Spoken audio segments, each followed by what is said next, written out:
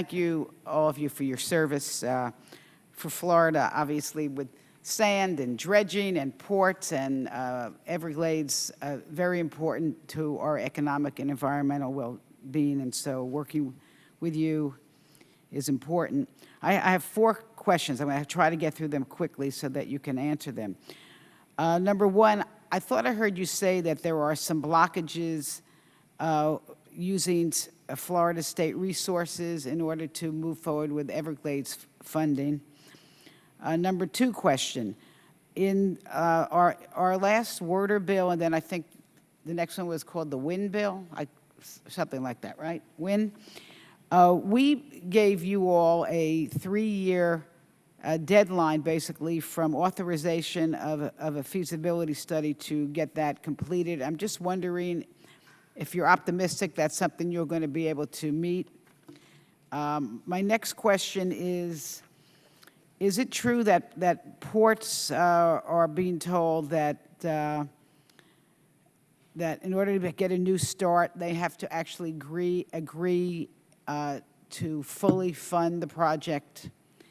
And number 4, this is what, and I bring this up every year, it still makes no sense to me why OMB uses a different discount rate than the Corps in evaluating projects. The Army Corps spends millions of dollars putting together chief's reports, and then OMB uses a different calculation, and that doesn't make any sense. And I'm just wondering whether you're trying to correct that issue.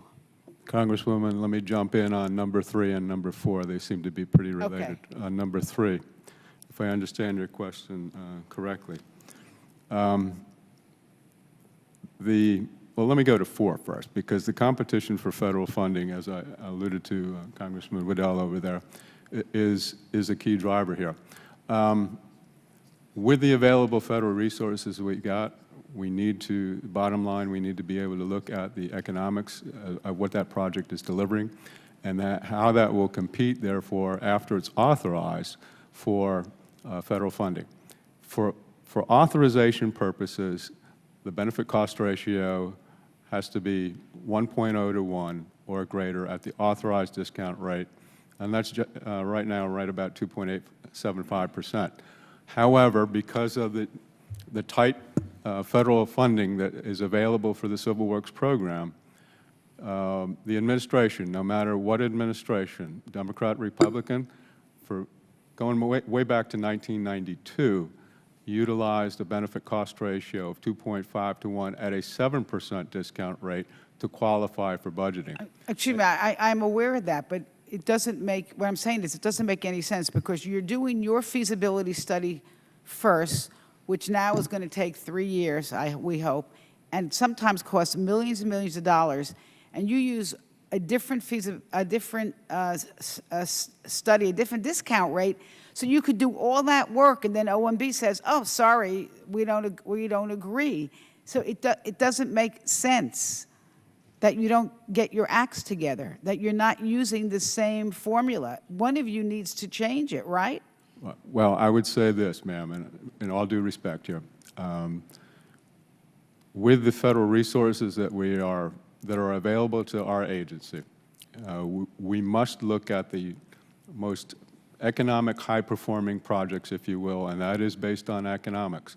The administration, this one, and prior administrations have determined that is the... All right, I'm sorry, you're not answering my question. I'm sorry, I don't mean to be rude to you. How about trying the other 3? Because really, you're not answering my question. You're telling me what I already know, but you're not explaining why. Why you use different discount rates. The discount rate is reflecting the competition for funds. Okay.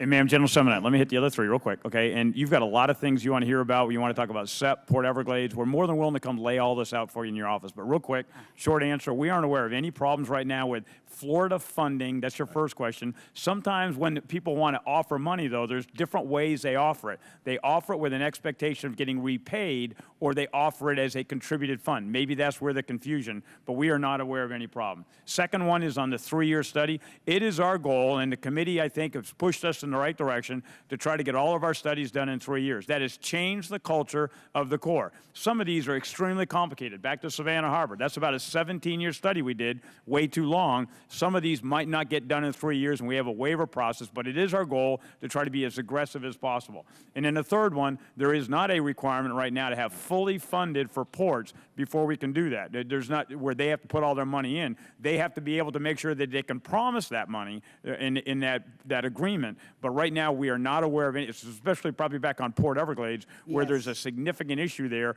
on any of those Florida ports. But we'll lay this out in detail if you want on all your ports, where we at on the Everglades, SEP, and Port Everglades specifically, okay? Okay, well, thank you very much, but I really hope you could take another look at this cost ratio question that I have. Ma'am, I would be happy to meet with you or your staff to further explain this. Okay. I want to make sure that I'm answering your questions Okay. specifically. I understand fully your concern that it looks like a dichotomy. I understand fully. Okay, and thank you again for your service, all of you. Thank you. Thank you.